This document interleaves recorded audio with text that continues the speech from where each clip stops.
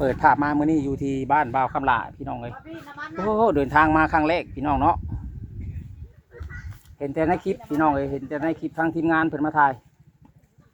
ว่ามีผู้ใหญ่เพิ่นสร้างบ้านตั้งเสาให้เรียบร้อยพี่น้องเลยก็ดีใจนํทางบ่าวกับไผก็ดีก็อื่นก็สบายดีสวัสดีเด้อพ่อแม่พี่น้อง FC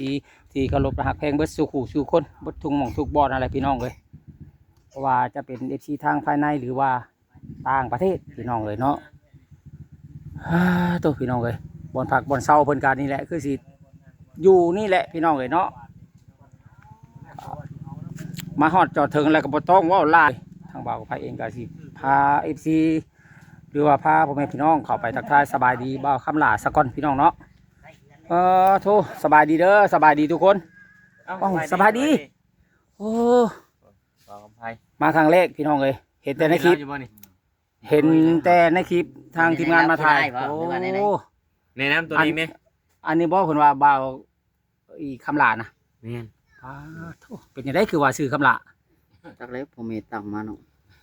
เป็นลูกคนสุดท้ายบ่หรือว่าจังไงโอ้เจ้าในน้ำซื้อน้องคนนี้บอกน้องคนนี้เจ้าซื้อจังไหนข่อยบ่าวกับไพ่คนโก้ซูริโยบันทามีแต่โก้ไปหนาเงินจะซื้อจะใส่ขอแต่เมียโอ้ธรรมดาเท่านั้นแล้วไพ่ดีเนาะดีเตอร์มีให้ขอขอเรื่อยเงินจะถือกันไม่หนาสามแล้วเนาะพอน้องเพชรแม่นมีแต่ขอกับคอว่ะเงียบให้บอกคำลาเมื่อนี้สร้างเพิ่นบ่ได้มาบ่สำเร็จแล้วเพิ่นสำเร็จได้สำเร็จแล้วบ่ได้ต่อบ่หรือว่าจังไดยังบ่มีต่อบ่เรื่องงบประมาณนี่นะเพิ่นได้บอกว่าอยู่บ่เบิ่งเลยทั้งเบิ่งดอนบ่เอาเบิ่งเอาดินเขาเบิ่งดินเขาเต็มแล้วดินเขาแล้วก่อนถ้าเอาดินเขาแล้วเนาะแม่นเอาเขาแล้วมันก็โอ้พี่น้องไอ้ผู้ย่านแต่มันสุดนั่นแหละถ้าผลห้ามอีกก่อนใครอยู่เนาะถ้าสิเฮ็ดเนาะดินเปียกแพ้เลยดินเปียกอยู่ห้ำเล็กน้อยนี่ก็ได้เนาะมันก็สิยุบลงบ่หลายเนาะเฮาก็เอาขึ้นอีกก็มันยุบอ่ะเพราะว่าดินมันชุ่มอยู่แล้วมันเป็นดินทรายเนาะดินทรายก็โอเคอยู่ดินทรายกินข้าวกินน้ำนะบ่บ่าวคำลามื้อนี้กินเลยได้ไปสั่งกินตำมะฮุ่งตอนเช้าตำมะฮุ่งเพิ่มเที่ยงก็บ่ทันได้เที่ยงคักปานใดเนาะพอดีไม่สวยๆเติมแล้วจะเบิ่งอยู่ว่าคำลา รอเลยบอกคำลาเลยสาวมากายมาบางนี่จนแลนปุ๊บอึกทึกรอแห้งคมรอบ่โอ้ว่าเนาะจะได้มันเท่านะออกแล้วเว้ยมงยามหนาวออกใบแล้วออกไวเรียบร้อยแม่กินมัดเลยเอาไม้มาใช้น่ะคำลาเห็ดทั่วไปเห็ดอันนั้นน้องพระเจ้าเห็ดจะไม่ทั่วบ่ไม่ทั่วโอ้แต่ว่ายังบ่มีเล็กตะปูบ่เล็กตะปูโบราณปานใดยังหลายเวียกอยู่ยังหลายเวียกก็ดินเขาแล้วก่อนพี่น้องเอ้ยเนาะก่อนกินข้าวก่อนเนาะบ่คำละเราก็สิเร่งมือเอาดินเข้าพี่น้องเอ้ยได้แม่นน่ะตู้ซิดให้เดือนนึงเอาดินเข้าแล้วค่อยเดือนนึงให้แล้วเรากะว่าอาทิตย์นึงข่อยเอาแล้วอยู่บ่อาทิตย์นึงบอกว่าตัวแรงว่านี่ได้นี่เดี๋ยวช่องห้องอะไรดิกล้าเจ้าอาทิตย์นึงบ่คำละเตียงของแนวถ้าเป็นข่อยนี่ลูกแน่เนาะเป็นข่อยนี่ข่อย3มื้อเจ้าเดียวเก่งแท้นี่3มื้อนี่แหละย่านะเก่งแฮงแท้3มื้อเนาะเดียวกับพอน้องซุงแล้ว2มื้อผู้เดียวนี่ย่านะมันบ่แม่นแนวลิ้นดิของแท้ได้ดินเฮาเอาอยู่กี่ใกล้นี่31แล้วต่อลงเงิน31เต็มแท้เขาเชื่ออยู่เต็ม2มื้อเลยผู้เดียวได้ผู้เดียวเขาเชื่อเต็ม2มื้อคันเฮ็ดน่ะเต็มถ้าเฮ็ดน่ะคันว่าคนในบ้านเพิ่นมื้อเดียวนี่คันตั้งต่อเฮ็ดก็เต็มคือว่าแล้วตอนคืนเขาใต้โคมใส่แล้วได้มันก็บ่แม่น2มื้อเลยเนาะมันทันได้ฮอดมื้อได้บ่ โชว์มือโยกก็คืนเฮ็ดบ่ ทางว่าตะคืนนู่นนะซ้ำมันลูกทุ่งนิดเวอร์นู่นนะ ไป เขา ชี้ เห็น มื นะ อเลยเนาะ ตลอด24ชั่วโมงน่ะ เออมันบ่แม่นมือเด้ บ่แต่ว่าเต็มอยู่ประมาณ 2-3 มื้อนะเพราะว่าเฮาอยู่กับที่เนาะเฮาก็อันนั้นแต่ว่าเฮา ถ้าเฮาบ่มีเวียกอื่นหันนะอันนี้เฮาก็เฮ็ดเว้าเพื่อเวียกหลายๆเวียกเนาะ เพื่อหลายๆอย่าง แม่นมันก็ใช้เวลาหลายมื้อแหละพี่น้องเอ้ยเนาะมันก็บ่แม่นง่ายเด้เอาดินเข้าพี่น้องเอ้ยแต่ว่าเฮาก็โอ้ปล่อยเอาเข้าหั่นแหละเพราะดินมันอยู่ใกล้เพราะน้องแพทย์คิดว่า คือเฮาขุดข้างนั้นเฮาก็เอาไม้กาดเอาข้างนั้นก็สุกขึ้นขุดสุกขึ้นเออ เขานอนตา 9ล้อ10ล้อเฮาก็พักผ่อนแบบนี้นะ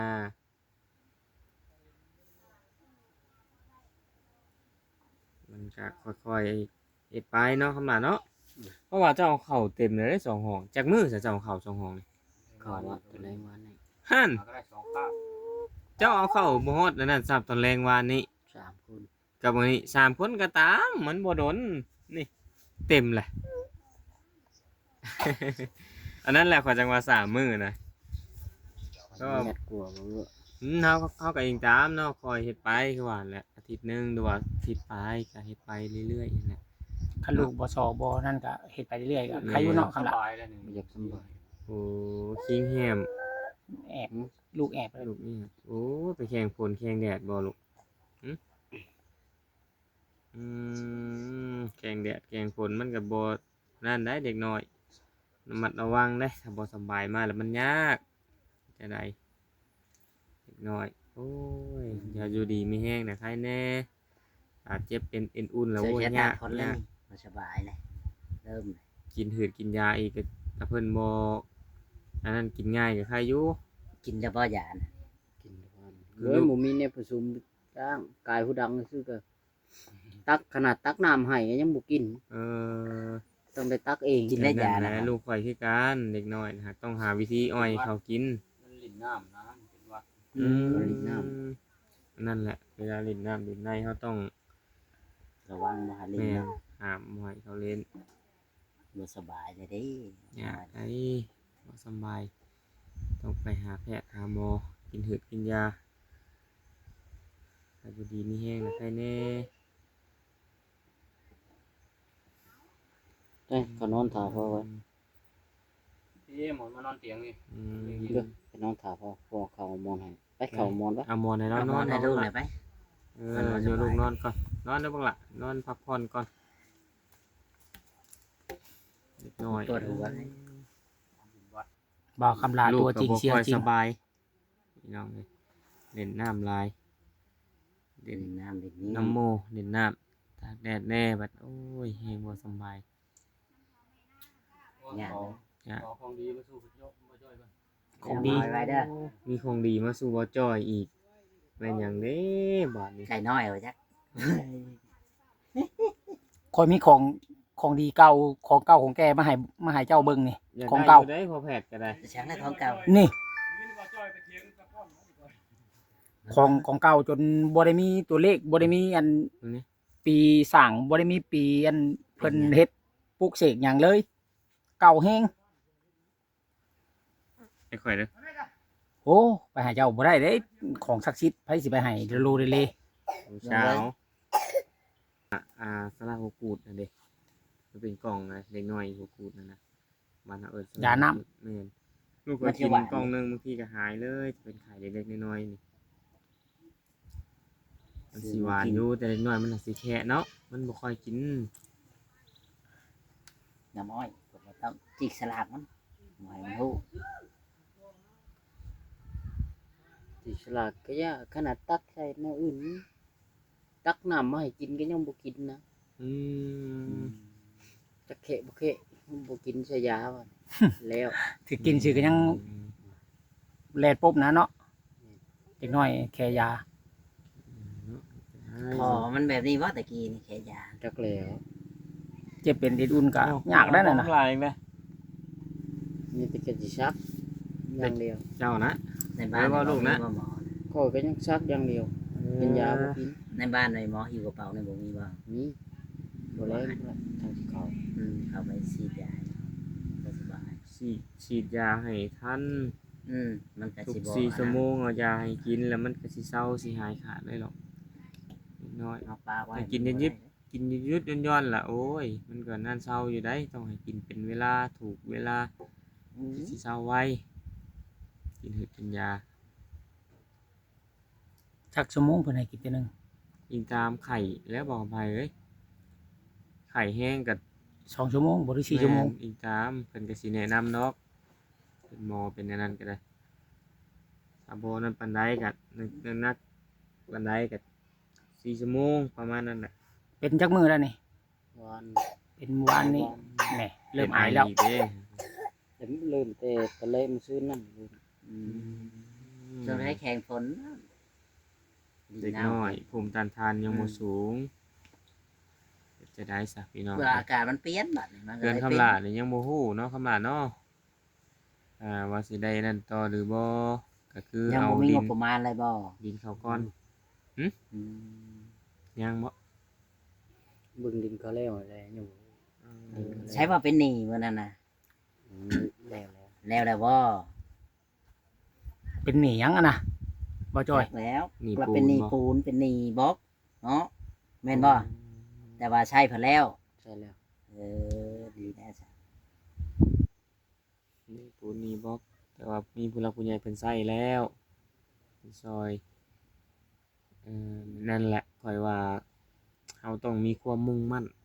เอาเข้าตอนเพิ่นที่สวยเฮา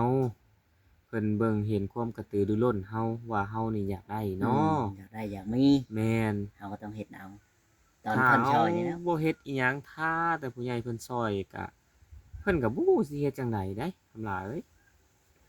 นั่นแหละช่วย แต่เพิ่นเห็นเฮาขยันเนาะเฮาเอาดินเอาหยังเข้านี่สิ่งที่ใดที่เฮาเฮ็ดได้อะนะ เฮาก็เฮ็ดเนาะ แม่นเพิ่นก็สิมองเห็นตรงนั้นแหละว่าเจ้านี่เป็นคนมุ่งมั่นขยัน อยากได้ อ เนาะ ยากได้อยากมี กระตือรือร้น กระ นะ ตือรือร้น เพิ่นช่วยมาอีกก็มี แม่นเพิ่นก็สิสงสารแล้วเพิ่นก็สิซอยเข้ามาก็มีเพื่อนก็สิจัง สิแล้วเนาะ แม่เสร็จสิ้นแล้วก็ลุล่วงไปถึงเป้าหมาย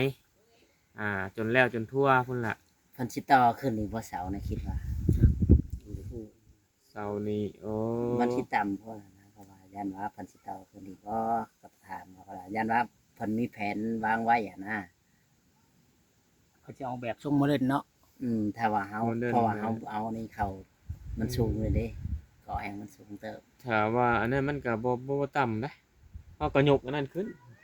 นั่นแหละ ยกหลังคาขึ้น มันได้ยุกอยู่แล้ว ราคาต้องยกขึ้นสูงเติบมันก็สมส่วนกันมันก็งาม เพราะว่าสร้างเพิ่นสิออกแบบไปได้ดีเนาะได้งามอยู่ดอกพี่น้องเอ้ยเฮานี่บ่แม่นสร้างเฮาได้แต่กะประมาณว่าซั่นนะพี่น้องเอ้ยเนาะ